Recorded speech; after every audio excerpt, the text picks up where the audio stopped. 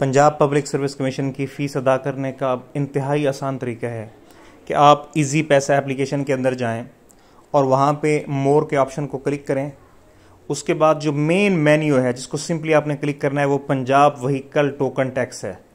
लोग ढूंढते रहते हैं कि पंजाब पब्लिक सर्विस कमीशन का टैब कहाँ पे आएगा, तो आप सिंपली व्हीकल टोकन टैक्स को जब क्लिक करेंगे तो इसी के अंदर ही पीपीएससी की फ़ीस अदा होती है।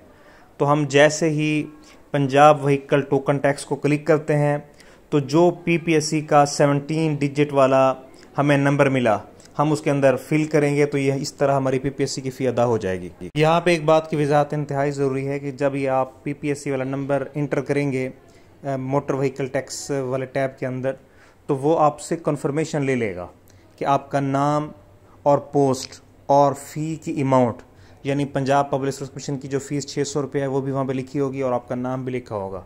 इस तरह आप कंफर्म कर सकते हैं कि आप अपनी ही फ़ीस अदा कर रहे हैं। तो उसको सिंपल जब आप पे करेंगे तो आपकी फ़ीस अदा हो जाएगी। तो आज की वीडियो देखने का बहुत शुक्रिया।